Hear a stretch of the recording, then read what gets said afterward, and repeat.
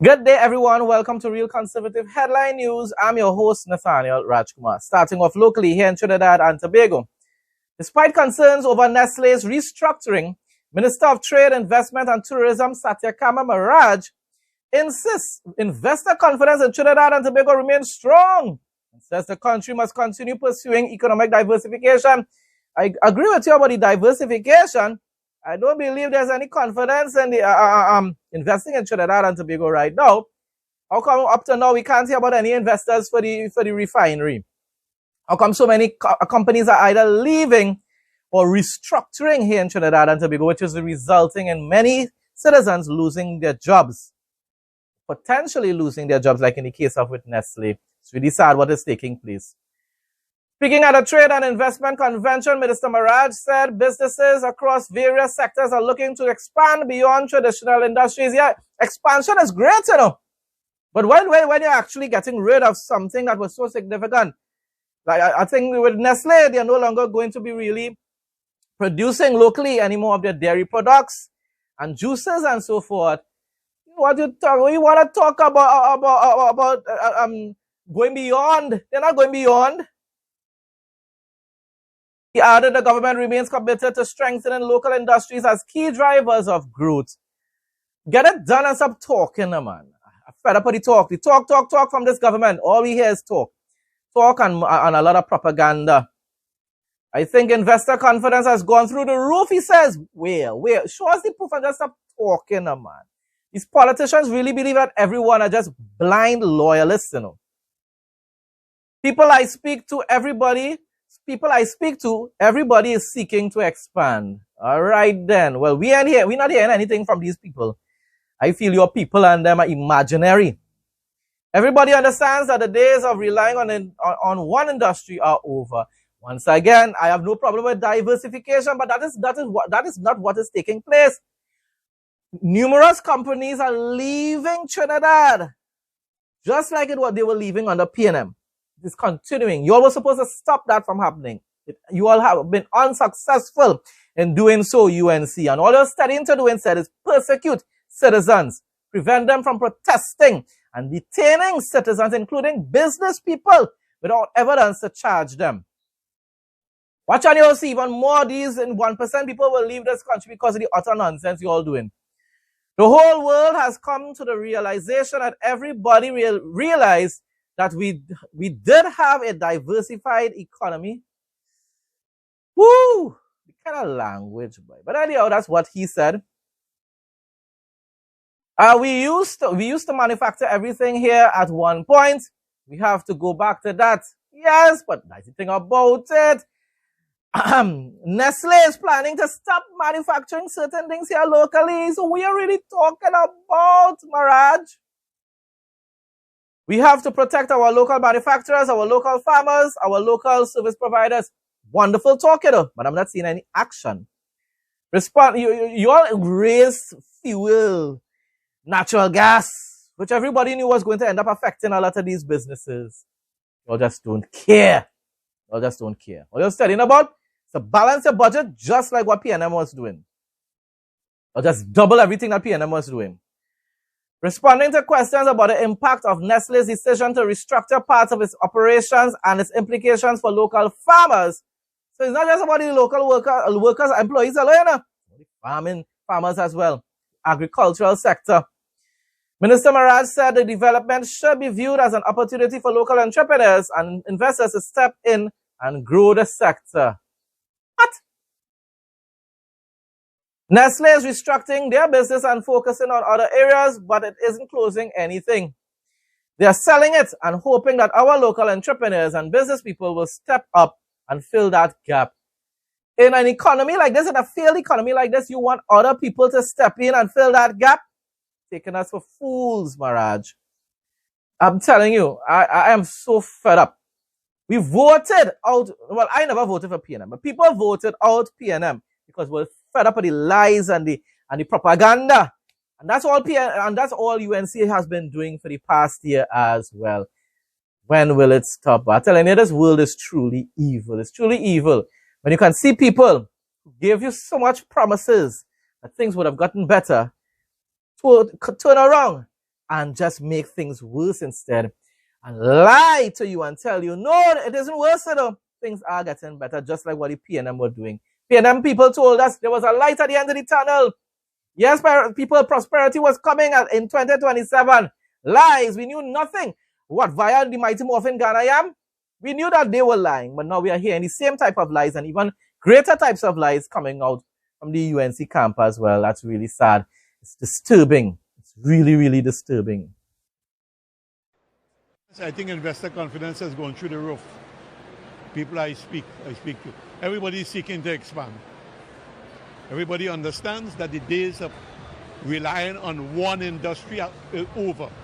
The whole world has come to that realization. And everybody realized that we do have a diversified economy. We used to manufacture everything here at one point. We have to go back to that. And we have to protect our local manufacturers, our local farmers, our local service providers. Responding to questions about the impact of Nestlé's decision to restructure parts of its operations and its implications for local farmers, Minister Maharaj said the development should be viewed as an opportunity for local entrepreneurs and investors to step in and grow the sector. Nestlé is restructuring their business and focusing in other areas, but they're not closing on anything. They are selling it. And I'm hoping that our local entrepreneurs and business people will step up and fill that gap. Trinidad and Tobago weather forecast for Friday, July 10, 2026.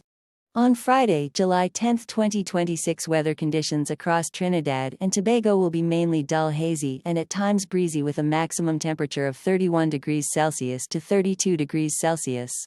According to the Trinidad and Tobago Meteorological Service, the daytime will bring sunny periods interrupted by cloudy intervals, a few light passing showers, and a low chance of an isolated afternoon thunderstorm. Daily high temperatures will reach 31 degrees Celsius to 32 degrees Celsius, and the nightly minimum will drop to 24 degrees Celsius to 25 degrees Celsius. Feels like temperatures are expected to peak around 34 degrees Celsius due to the humidity. Winds will blow from the northeast to east-southeast at 8 to 40 kilometers per hour. Marine conditions are forecast to be moderate, with open water waves sitting near 2.0 to 2.5 meters and dropping to 1.0 to 1.5 meters in sheltered coastal areas. Sunrise occurs at 5:46 a.m. and sunset is at 6:30 p.m.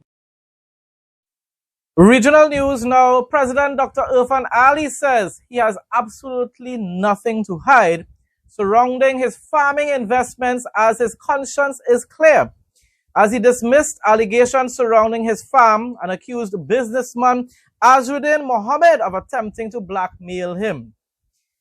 Wow, I just hope there really isn't any truth to the allegations being made against the president. Azruddin Mohammed, that's a whole different discussion by itself. Right now, he's supposed to be extradited to the United States for alleged corruption. Speaking during a live address on Thursday, President Ali said the existence of his farm was never a secret and described recent claims that it had been discovered as deliberately misleading. You know, like with Rowley's farm, goat farm, everybody knew about it. It was never a secret. So let's see where things go there. I don't know. As I said before, President Ali is doing such a good job in Guyana. So I'm hoping that this is just propaganda being spewed by the opposition parties, including the Win Party, which has now basically taken over for the other other party that was a major party in Guyana, but it's now basically falling apart. People believe that basically that is what is happening with PNM here in Trinidad. I don't think it's the same thing. I don't think that's the same thing. I think it's PNP or PNC or something like that in Guyana. They lost almost all their seats, and Irfan Ali has won 2 consecutive general elections. That proves that people have basically thrown away the other party in the political dustbin. Unlike PNM only lost, this is the first time that they have lost an election in 10 years. So this was a trial basis for UNC, This was a trial basis, and they're feeling miserably. And yet they're considering their opponents to be a dead party, a field party. They're badly wounded, but they're not dead, and you're giving them a lot of medication, a lot of food to recover, a lot. All your incompetence, all your abuse of power here in Trinidad and Tobago, you're empowering the PNM right now. You are giving them everything they need in order to win the general election in 2030. Nathaniel, on the other hand, continues to do quite well as the leader of his country. And hopefully that means that his party the PPP Civic, will win another term in office. Most likely it'll be in 2031 or 2030, somewhere around there. Good afternoon, fellow Guyanese. I am back from CARICOM Heads of Government meeting, and I want to address a few issues. Issues that are claimed to be discovery. Let me once again be very clear. My farm is not a discovery. It is public information, including the discoverer himself. He himself knows about the existence of my farm. A farm that I have built and can account for every single investment in that farm. Imagine someone speaking about credibility and integrity. Azruddin Mohammed speaking about credibility and integrity. A man who is accused of murder, smuggling, beating people, kidnapping people, robbing the state and the people of Guyana of hundreds of billions of dollars. A man who has been indicted by a grand jury in the United States of America. Imagine, this is the man of conscience, the transparency bodies, many of whom, the Kiskadis and others, who wrote headlines about his involvement, who accused me of protecting him, who accused the PPP government of protecting him. These sanctions did not come from President Ali. It did not come from the PPP civic government. It came from the United States of America. This is the man of conscience. Suddenly, this is a celebrated man of conscience, claiming a discovery that he knew about, that most persons in Guyana may have known about. You can check with all of the established entities, whether it's Bounty Farm or anyone, and you would see that the farm has been in existence. And let me be very clear. I have not sought any special treatment, any benefit, any investment by the state. My farm carries a huge loan, and everything has been disclosed to the Integrity Commission in and out of government. There is absolutely nothing to hide. The same man, on one hand, saying, oh, this farm is making huge amount of money, and then question where the money come from to invest. Imagine the hypocrisy. The farm making huge amount of money, so we get the money to invest in. But I can tell you, unlike Azruddin Mohammed, who still have to account to Integrity Commission, unlike him, who did not have to take a single loan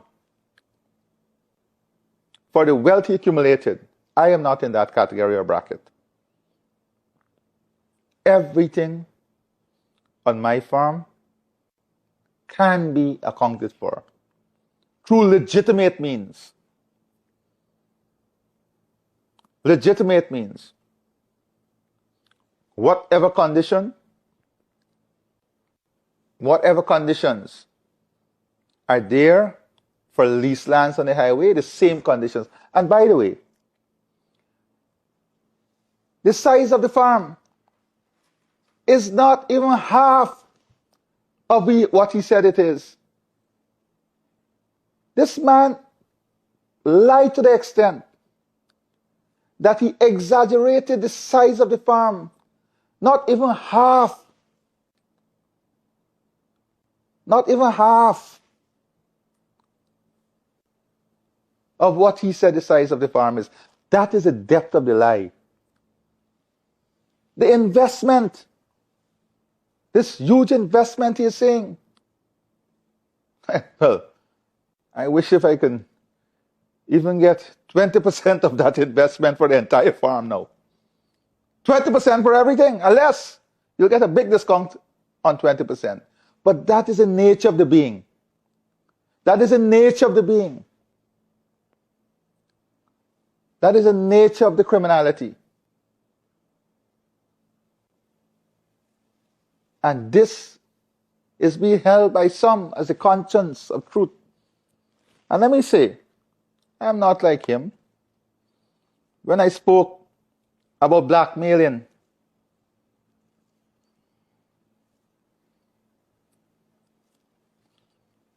I receive up to Friday text message. And I'll read a part of this text message. I have this recording on that was sent to me. I went through during the election cycle. I refrain from leasing. But if you don't end all this madness, I will.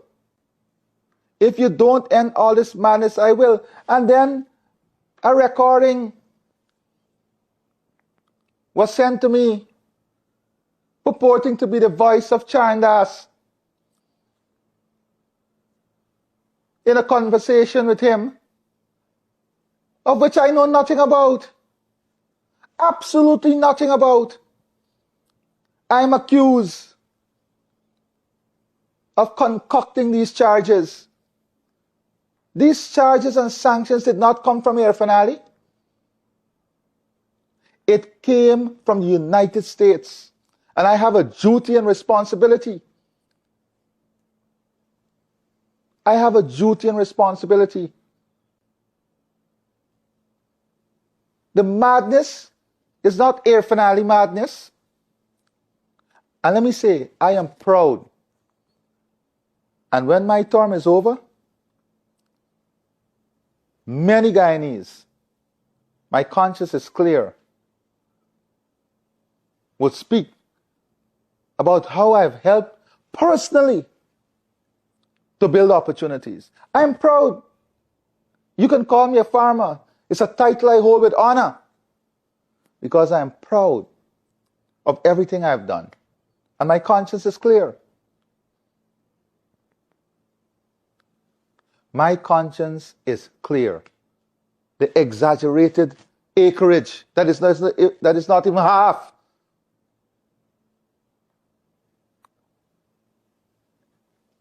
The criminal and criminality of a man who wants to speak of conscience.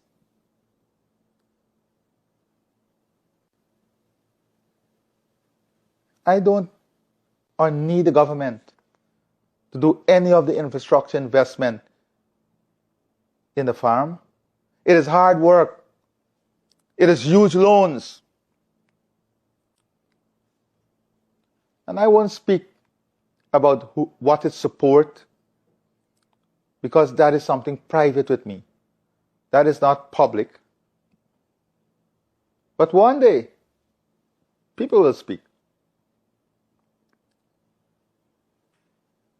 It is clear.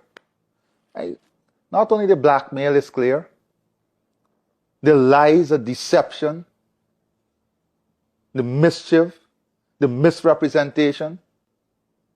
But I just wanted to make this lucidly clear today that everything I did and do is supported. I just wanted to spend some time addressing this issue. And as I said, from time to time, when I'm back, when I go to the farm, I'll go live. I'll go live. Because I want people to learn. I want people to see directly from me the misrepresentation and the mischief, the deception, the lies.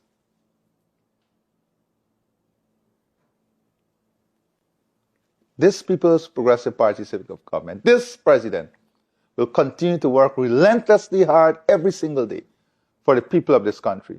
I'm not interested in the sideshows and the distraction and the videos that are sent to my phone and the recording that is sent to my phone, some of which I believe has security implications. Oh, shucks, my hand hit the call button. My hand. Some of which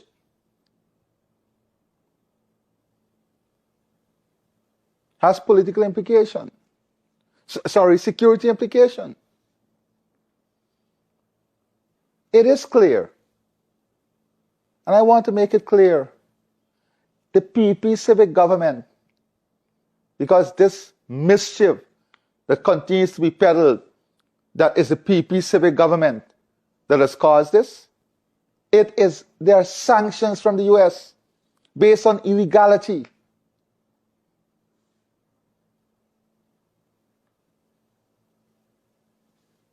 So I just wanted to spend some time addressing with clarity this issue from accountability perspective, from a personal perspective, and from the perspective of those who continue to claim that they're independent. The same people who questions headline after headline the protection of this Ashuddin Mohammed in murder, beating people, torturing people, smuggling.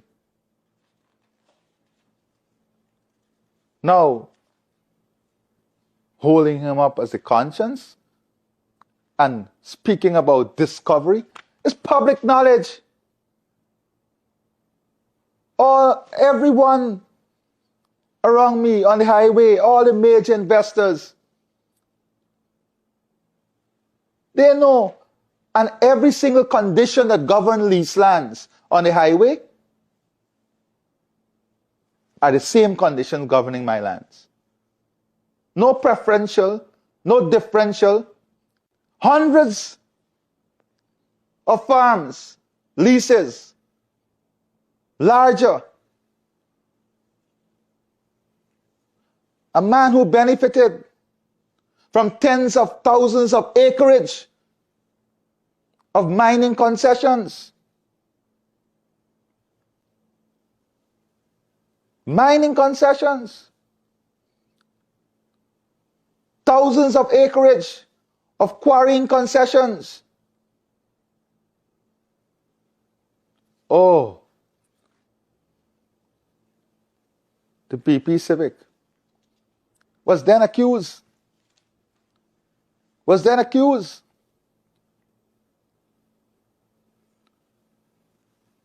We must have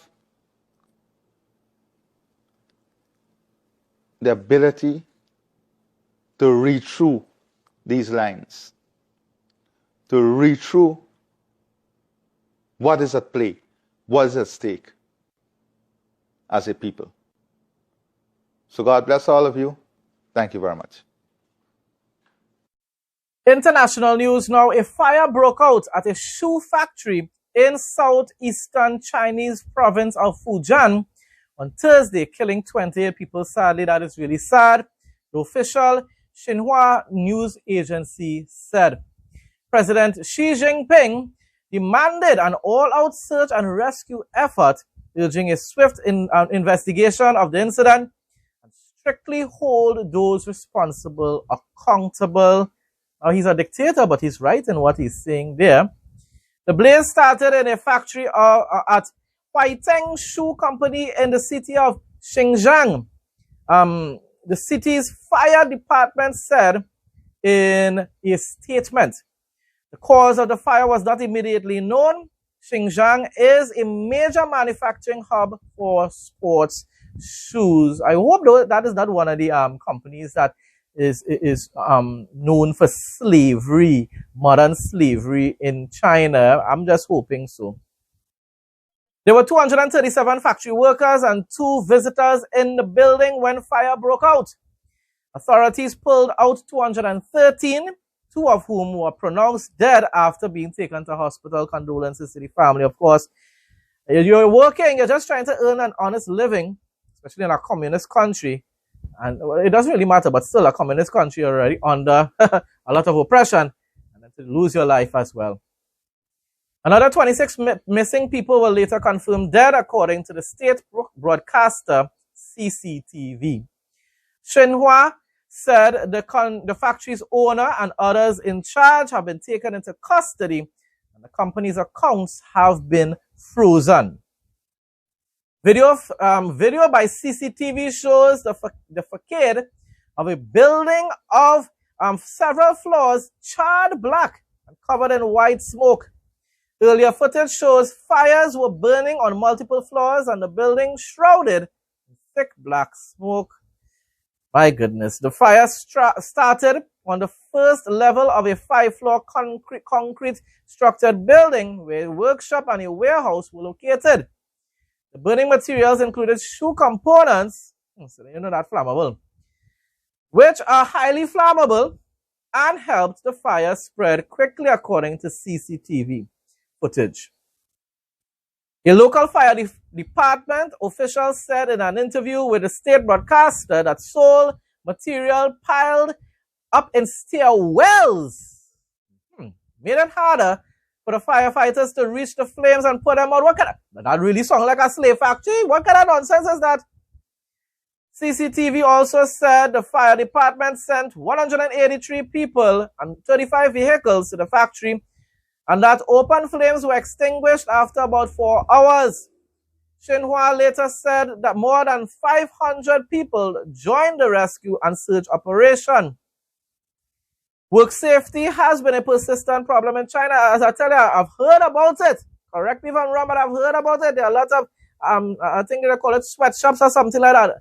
Basically, modern day slavery taking place in China. In May, an explosion at a fireworks plant in the city of Changsha in the central province of Hunan killed at least 37 people. In 2024, a fire at a refrigeration facility under construction killed 39 people in the city of Xinyu in the southeastern Shaanxi province. Authorities have repeatedly ordered businesses to screen for workplace hazards. That just sounds like a race talk. Official data show that 18,261 individuals died in nearly 20,000 workplace accidents across the country in 2025. That's ridiculous. Ridiculous. Down from the previous year. It doesn't matter if it's down. That is still ridiculous. Really, really, really sad. And that's supposed to be a perfect country because it's supposedly a communist country for all the communist lovers out there. Bible quote of the day. Ecclesiastes 3:9-12. A reflection on work, time, and finding joy in life. What do workers gain from their toil? I have seen the burden God has laid on the human race. He has made everything beautiful in its time. He has also set eternity in the human heart, yet no one can fathom what God has done from beginning to end. I know that there is nothing better for people than to be happy and to do good while they live. Folks, that brings us to the end of today's headline news. Thanks again to everyone who continues to support my content. Please like, comment, share, and subscribe. You really want to help to build my channels and reach a larger amount of people. That is what will boost the algorithms to be able to to distribute it to a larger population worldwide. Please continue to like, comment, share, and subscribe. Stay blessed and stay safe, most of all. In Jesus' name.